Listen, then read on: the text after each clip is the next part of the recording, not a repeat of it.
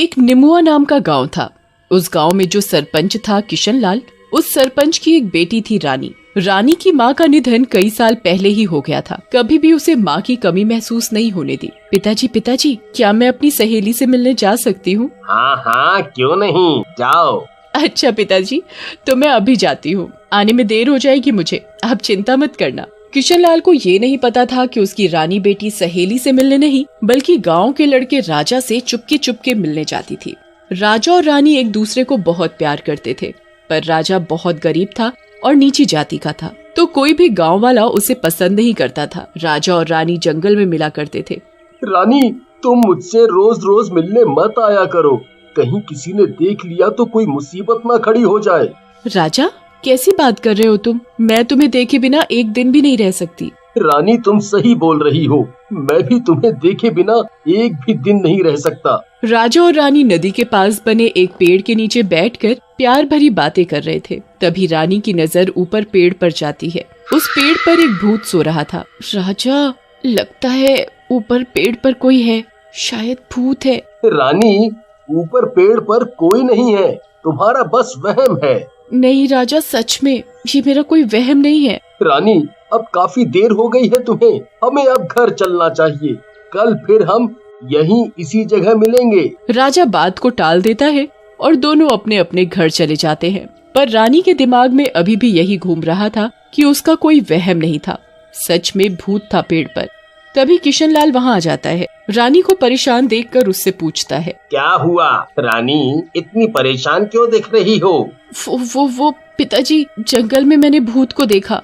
मैंने तुम्हें कितनी बार मना किया कि उस आवारा राजा से मत मिल, फिर भी तू उससे चुपके चुपके जंगल में मिलने जाती है।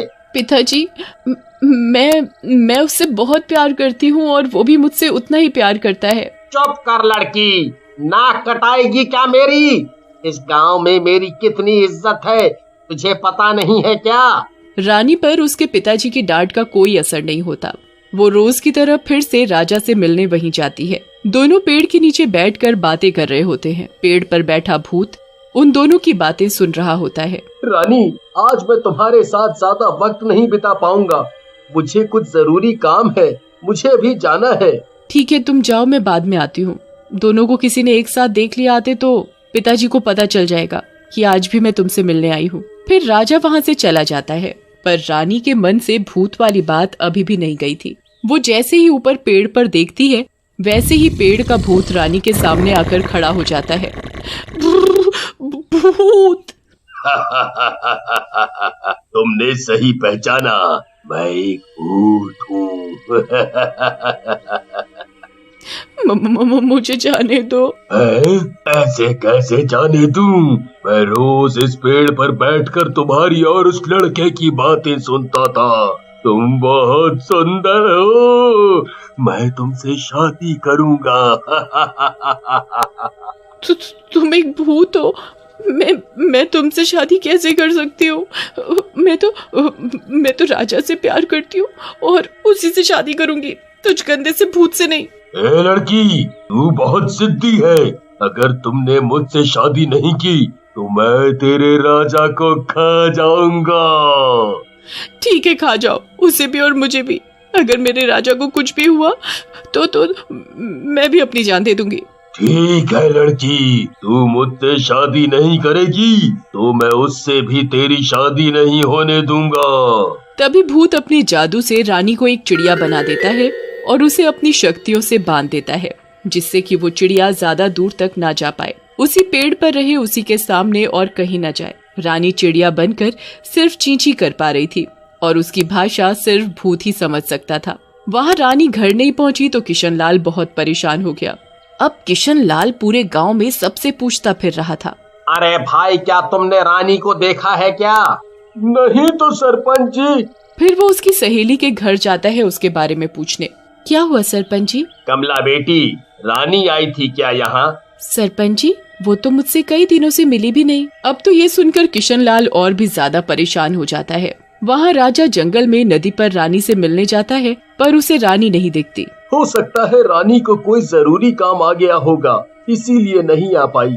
राजा अगले दिन फिर से वहीं जाता है, पर रानी फिर भी नहीं आती। ऐसे कई दिन बीत गए पर रानी उसे नदी पर नहीं दिखी। तभी चिड़िया बनी रानी राजा के कंधे पर आकर बैठ जाती है और जोर जोर से चींची चींची चिल्लाती है। अरे चिड़िया रानी, तुझे क्या हुआ? इतना शोर क्यों मचा रही हो? जाओ यहाँ से, मैं बहुत परेशान हूँ वैसे ही। रानी बनी चिड़िया राजा को समझाने की बहुत कोशिश करती है कि वो चिड़िया ही रानी है जिसे भूत ने चिड़िया बना दिया है, पर राजा की समझ में कुछ नहीं आता और वो उस चिड़िया को भगा देता है। हाँ, अब मुझे यहाँ से चलना चाहिए। चिड़िया फिर उसके आगे पीछे चींची करके उसे बहुत बताने की कोशिश करती है। राजा को तो अभी भी कुछ समझ नहीं आ रहा, क्या करूं जिससे राजा को पता चले कि मैं ही उसकी रानी हूँ। ये भूत अभी सोया हुआ है, इसके उठने से पहले मुझे कुछ तो करना पड़ेगा। चिड़िया के दिमाग में एक उपाय सूझता है। वो अपनी चोंच से जमीन पर लिखना शुरू करती है कि मैं चिड़िया ही उसकी रानी हूँ। राजा जब उस चिड़िया को लिखता हुआ देखता है तो उसे यकीन हो जाता है चिड़िया पर। रानी, ये तुम्हें क्या हो गया? चिड़िया तो बस चींची ची के अलावा कुछ बोल ही नहीं पा रही थी। वो पेड़ पर उड़कर जाती है और इशारों से उस भूत के वहां होने का इशारा करती है। राजा को सब समझ आ जाता है कि उसी का किया धरा है ये सब। राजा को एक उपाय सूझता है, उसे फिर से उसी रूप में लाने का। वो चिड़िया को चुपचाप बोलता है, रानी, तुम्हें एक काम करना है। उस भूत को अपनी बातों में उलझाओ और बातों बातों में उससे पूछ लेना कि वो भूत कैसे बना। उसे मरना पड़ेगा, तभी तुम पहले जैसी हो पाओगी। तभी पेड़ पर आहट होती है और भूत जाग जाता है। राजा जल्दी से वहाँ से चला जाता है और सरपंच जी को ये बात बताने गांव जाता है। ओ भूत, तूने ये ठीक नहीं किया मेरे साथ। मैंने तेरा क्या बिगाड़ा था जो तूने मुझे चिड़िया बना दिया? इससे तो तू मुझे मार ही देता। अरे, ऐसे कैसे तुझे मार दूं? पहली ही नजर में मुझे तुमसे प्यार हो गया था। आने वाली अमावस्या को तुझे मेरी होना ही पड़ेगा। उस दिन मैं रात को इस नदी में डुबकी लगाऊंगा। नदी में डुबकी लगाने के बाद मेरी शक्तियां दुगनी हो जाएंगी। तब तुझे मेरा होना ही पड़ेगा। छोड़ दे मुझे ओ दुष्ट, मैं मर जाऊंगी पर तुझसे शादी कभी नहीं करूंगी। और हाँ, मेरा राजा मुझसे सच्चा प्यार करता है। देखना, वो मुझे तेरे चंगुल से एक दिन छुड़ा ले जाएगा।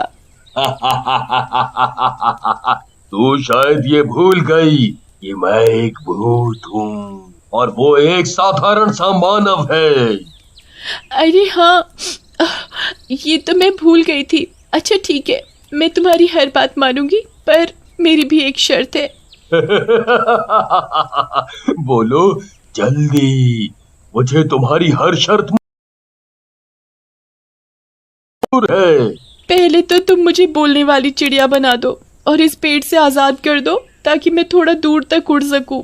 चींची चींची करके मेरा गला दुख गया है और इस पेड़ पर बैठे बैठे मेरे पंख अकड़ गए हैं। वहाँ पूरे गांव में ये बात फैल गई कि रानी गायब है। सभी लोग बस रानी की ही चर्चा करते रहते। अरे भाई, जब से रानी गायब हुई है तब से सरपंच जी की क्या हालत हो गई है। हाँ भाई, एक बेटी ही थी उनका सहारा, वो भी कहाँ गई किसी को कुछ नहीं पता। मुझे तो लगता है कहीं कोई जंगली जानवर ना खा गया हो उसे। हम सबको सरपंच जी के घर चलना चाहिए। हम लोग ऐसे ही हाथ पे हाथ रख कर नहीं बैठ सकते। आखिर रानी इस पूरे गांव की बेटी थी। सभी गांव वाले सरपंच जी के घर जाते हैं। प्रणाम सरपंच जी, तुम सब इतनी भीड़ लगा कर क्यों आए हो? सरपंच जी, रानी आपकी ही नहीं, पूरे गांव की भी बेटी है। इतनी बड़ी बात हो गई और आपने हमें बताया भी नहीं। आप चिंता ना करें, हम सब गांव वाले दिन रात एक करके रानी बिटिया को ढूंढ लेंगे। हाँ सरपंच जी, कुछ बताइए कि रानी आखिरी बार कहाँ गई थी? तभी किशनलाल को याद आता है कि उसने सारी जगह पता कर लिया जहाँ जहाँ वो जाती थी, पर एक जगह अभी बाकी थी। भाइयों, मैंने सभी जगह पता कर लिया, पर एक अभी बाकी है। राजा। राजा? हाँ, राजा, जिससे वो चुपके मिलने जाती थी। राजा गांव में सरपंच जी को सब बताने जाता है। तो यहाँ मारो इसे, इसी ने मेरी बेटी को छुपाया है। सभी गांव वाले जैसे ही राजा को मारने के लिए आगे बढ़ते हैं, वैसे ही चिड़िया राजा के हाथ में उड़कर आ जाती है।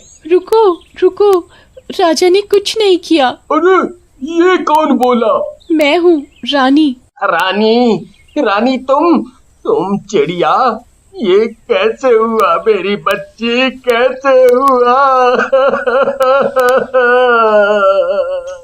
चिड़िया किशनलाल के हाथों पर आ जाती है और सारी बात सभी को बताती है कि उस भूत ने उसे चिड़िया बनाया। मैंने सब पता कर लिया उस भूत के बारे में। उस नदी में कुछ ऐसा है जिसमें उसकी सारी शक्ति है, बस हमें उसे नष्ट करना है। ये काम मैं करूँगा। इसमें बहुत खतरा है और अमावस्या तो आज है।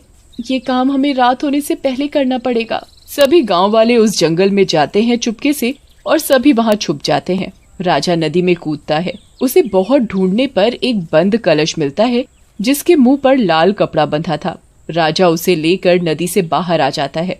भूत उस कलश को देखकर बहुत गुस्सा होता है। ए लड़के, ये कलश मुझे दे दे, ये कलश मुझे दे दे। ये कलश तुझे देने से पहले मैं उसे खोलकर नदी में बहा देता हूँ। कलश खुलते ही भूत गायब हो जाता है। रानी फिर से पहले की तरह अपने रूप में वापस आ जाती है।